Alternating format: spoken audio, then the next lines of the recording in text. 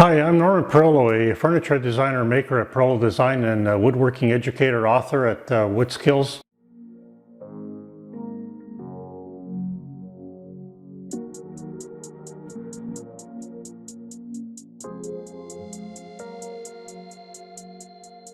Hi, today I'd like to talk about the evolution of my shooting boards. This is the original shooting board, one of the original shooting boards I have. I have about 3 or 4, and I developed this over the years. And this version was actually featured in a fine woodworking article several years ago, along with some other workbench jigs.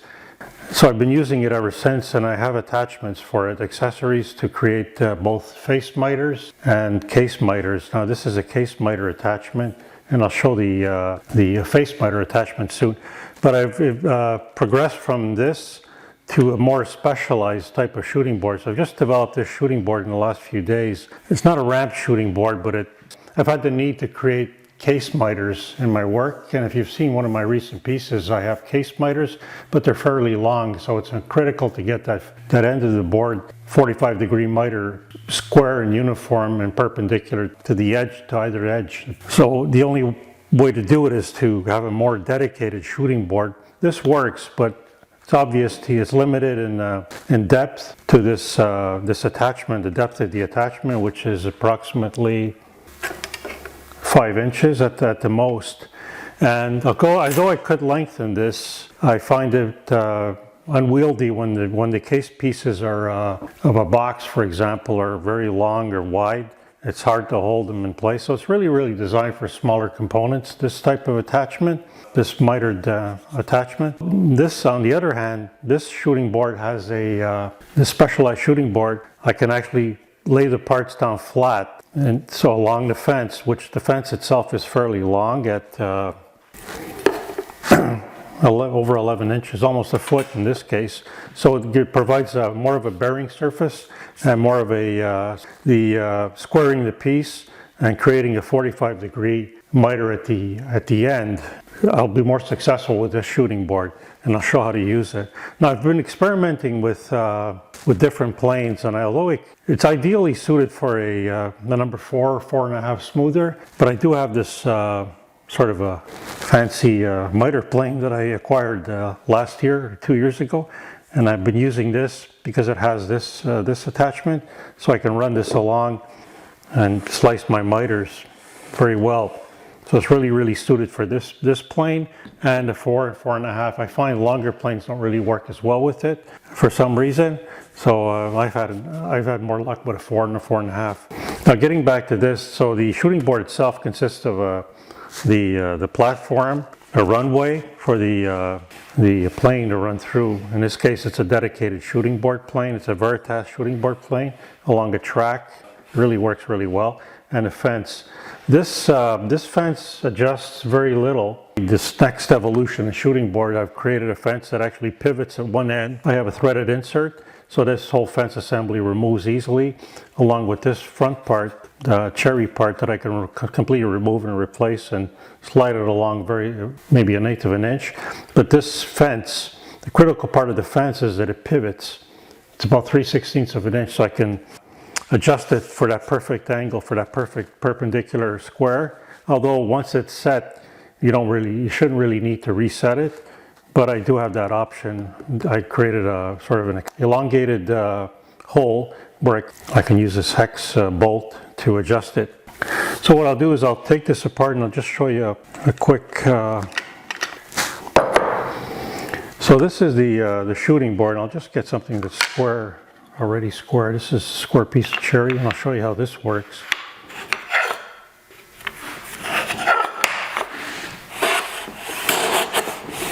So the premise is, you've probably seen I have at least 1 or 2 other videos on shooting boards.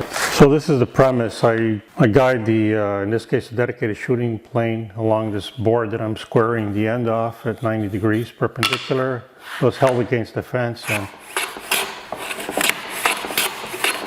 Now I've had several versions of shooting boards over the years, utilizing longer, either a low angle jack plane, number 6 4 plane, and typically long sole planes, but my latest version is adapted for this Veritas dedicated shooting board plane running on a track, and that makes a lot of difference because the track itself removes one of the variables when you're shooting of holding the plane against the fence assembly. So that works really well, and if we check this, it's perfect 90 degrees. So that's the most basic of shooting boards. Now if I add the attachment in that I'm referring to, the case, actually I use one of these boards. I'll use this board, and I hold this board. This would be, for example, the one of the sides of a box. So if I hold this board against here,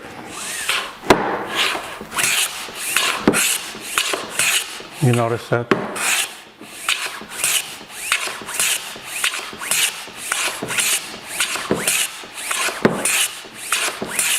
That works really well too. And if you notice, it's exactly at 45 degrees. And I've successfully created a large number of boxes and drawer compartments using this setup.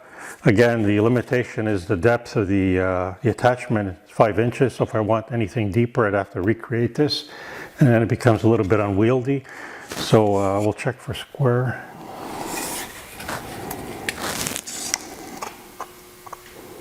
That's perfectly square.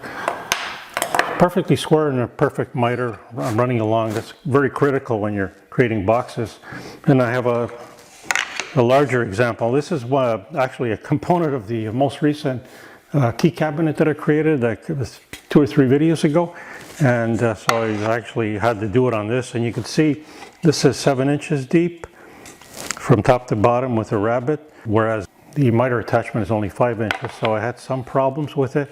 And that's what led me to develop this more specialized shooting board. And you know what, before doing that, I'll just show you how I'll just remove this. This is a face miter attachment. I'll just set this up. So it's this model is very versatile. You can do 3 types of shooting: face miters, case miters, and square ends. So I'll set that up, and I have an example of 40. So if I'm shooting this 45 degrees,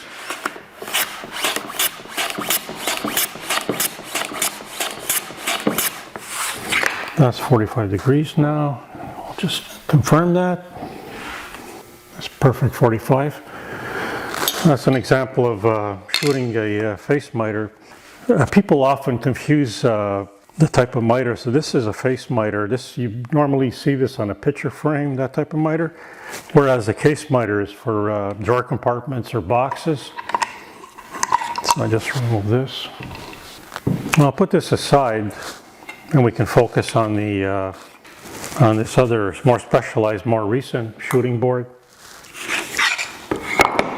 Now I've also made one other change, or I've added another feature in this shooting board, and the fact that it locks into my workbench. Now I have 2 similar workbenches with hole spacing that's exactly the same, or very close to exactly the same on both workbenches. So one of the difficulties with shooting boards is that it rotates or it pivots while you're shooting, and as you saw, very little of that on this one, but this doesn't have that hole.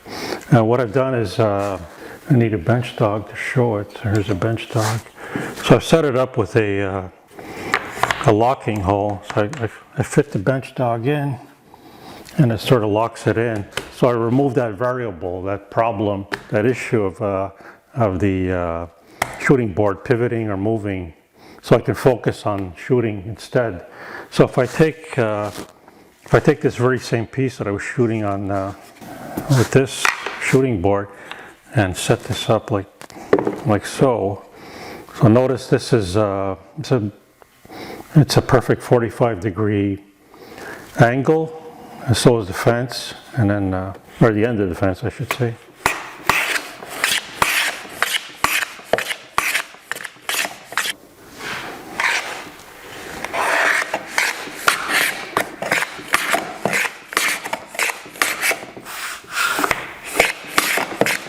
So because this bench stock keeps the whole shooting board assembly from pivoting and moving, I can focus just on keeping the board that I'm creating the case miter on against the fence and just ease it into the shooting plane, or the plane I've selected there.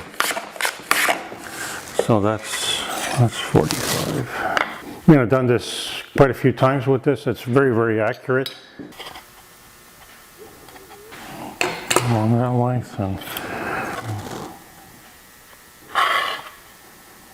45 degrees. So that's an example using a small, thinner 1/4 inch piece of maple.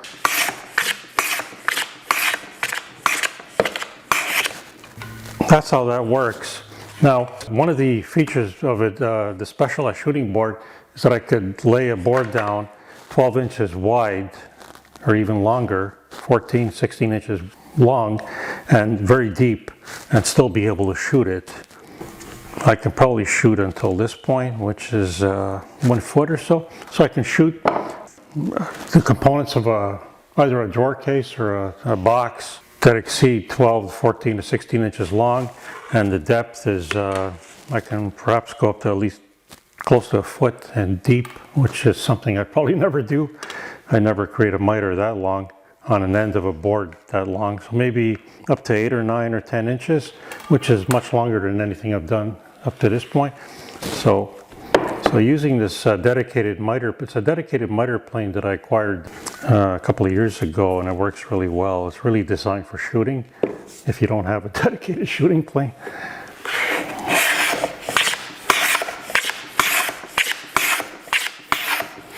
I'll put this aside and I'll try some more examples here. Here's another example.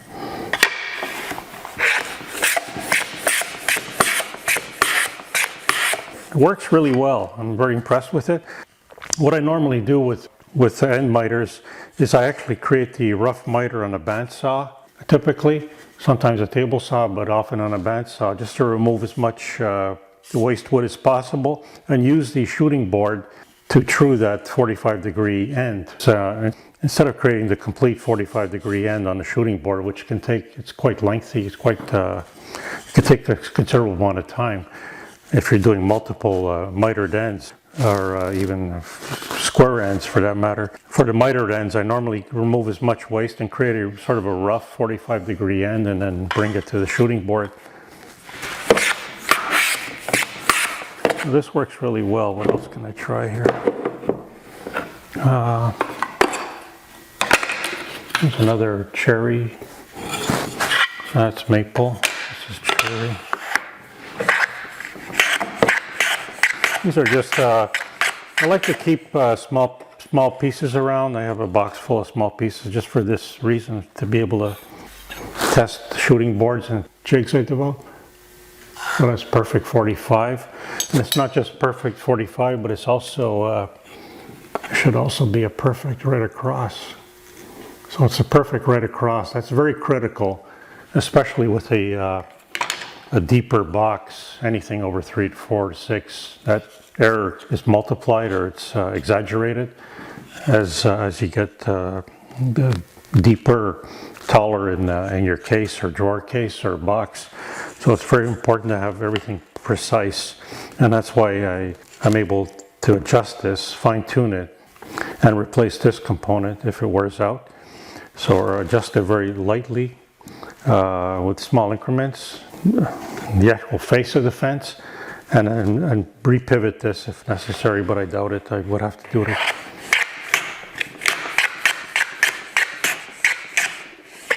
And the other thing is I tend to use tool wax. I don't only use tool wax on the tool itself, but I use it along here so it glides better.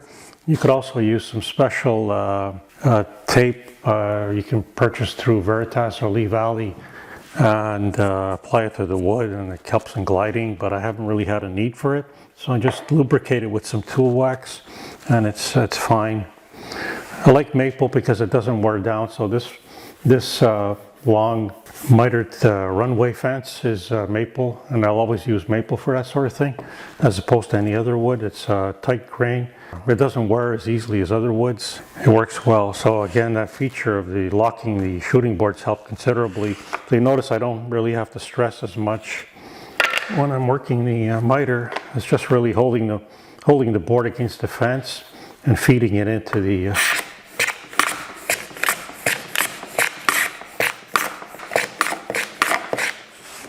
So I'm actually still getting used to this. I've only completed it in the last day or two, and really been only experimenting with it since. So I'm very, very impressed with it, and now I have 2 shooting boards. I really wasn't using this miter plane much anymore. This was the predecessor to using a dedicated shooting plane, so I'm actually have an application for it, so I don't have to move my shooting plane over, although this shooting plane doesn't really work well with this setup, I found. So what I'll do is I'll give an example of this. This is the actual side of a case I created recently. A spare component. It's amazing how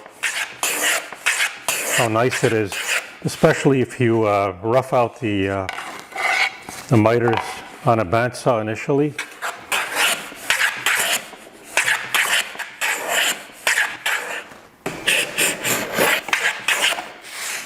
So if I check this, it's 45 perfect, and then I check it's, here, I use this square instead.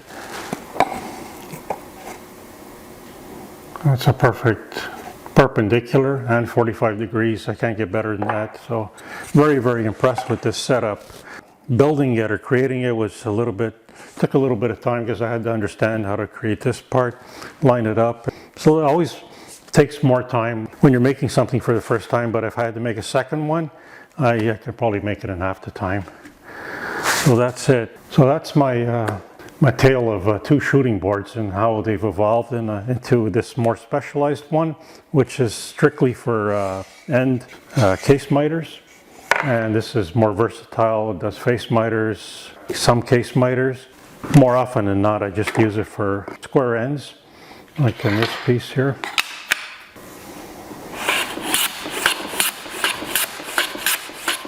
Now I normally have this, notice it doesn't have that hole. I'll set it up on a workbench because I have it actually located on the end of another bench that doesn't have that capability, but it has just more friction on the other bench, so I don't really have that issue, but I might just add that in if I have space for it. Maybe I'll have to offset it, probably right around here. Now this is the actual component I used recently for my one of the drawer cases and a tea cabinet a couple of videos ago. And this end has already been, it's perpendicular as well as having a 45-degree miter, so it's complete. And I roughed them out on a bandsaw.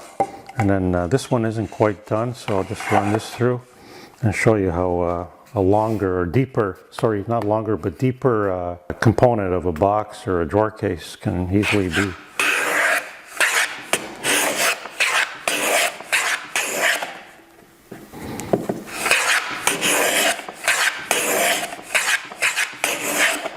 So this dedicated iron miter plane was my go-to shooting board plane before I acquired the dedicated shooting board plane, the Veritas. They're both Veritas hand planes. And before this, I used a jack plane and a number 6 foreplane, and or a low angle jack to be able to do this. So the beauty of this plane is that it is low angle, so it's really well suited for creating 45-degree ends. It's low angle, not skewed, but low angle, but more of a very specialized plane. You don't necessarily have to have this plane at all. This setup works really well with a number 4 or a number 4.5. I can demonstrate that with a 4.5.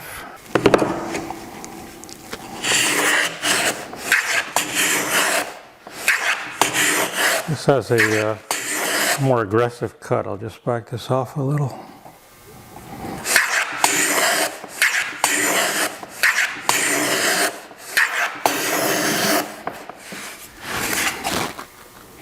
So that's complete. One more pass. Again, I rough cut them on a bandsaw to remove most of the waste, so it's really more of a precision instrument, and I'm cleaning the joint up and dialing it in precisely at 45 degrees, the end I should say. So I'll just check that. 45, I don't really need to check this that often. I'll check for, oh, it's perpendicular at 45. Everything's fine. So that's a completed, I would say, one part of a box, one side of a box, and so done really well on this. Very impressed with the precision I can attain with this new shooting board, this more specialized shooting board. I hope to be using it quite a bit, and it sort of motivates me to do more boxes and more drawer cases using miter joints, and I can always reinforce the miter joints, but that's another subject in itself, using slip feathers or keys. I've done that many times. So you have the option of, with shooting boards, of creating a more versatile version for square ends, face miters and case miters, or do both and have this more specialized version with the pivoting fence, the adjustable wear portion of the fence, and all this area to be able to hold your case part.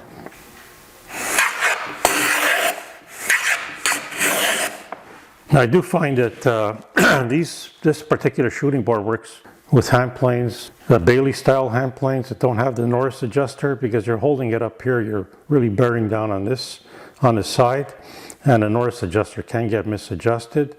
Now the iron miter does have the Norris adjuster, but it's set very low, or it's set in a different part of the assembly. So we really can't move it. So because my hands are up here, it's really hidden from, but this doesn't have, it's a Bailey style adjustment. I'm not able to pivot the blade easily or adjust the depth, and the same with this one. But using a low angle, maybe not a low angle jack, but something with a number 6 or something with a Norris adjuster would, number 6 with a Norris adjuster could perhaps be a problem. And you have to really stay away from the adjustment here, because it doubles both as it tilts the blade and used for adjusting for the depth. So it's critical you don't move it while you're hand planing. So in this application, I find the Bailey type hand planes work a lot better than anything with a Norris adjuster. So I'll put this back, because I really decided to only use this iron miter plane on this. I mean, it's really it's so pleasant to use this shooting board that it's actually conducive to wanting to create case miters. So that would be it. And if you're thinking or contemplating building a shooting board, you have a choice of the more versatile version for face miters, case miters, and square, or do both. Or strictly use this for face miters with the face miter attachment for square ends, and then build this one. I'm working on some plans for this one, so I'll make that available at my woodskills.com website on how to create this, although it's kind of straightforward. And the important part is to get precision in. So that would be it for my shooting board talk today, and the tale of 2 shooting boards and how they've evolved from one to the other. So please subscribe to my YouTube woodworking channel, where I share more of my woodworking techniques, my woodworking philosophy, my thoughts on woodworking, and all the challenges I've experienced, and I introduce some of the new forms of woodworking I've discovered. And also visit woodskills.com, where I have a good selection of my books, both in print and digital format, on woodworking, and all my online courses, and I also offer some woodworking plans. I have maintained a regular blog on what I've got going on in my workshop and in woodworking in general. So enjoy.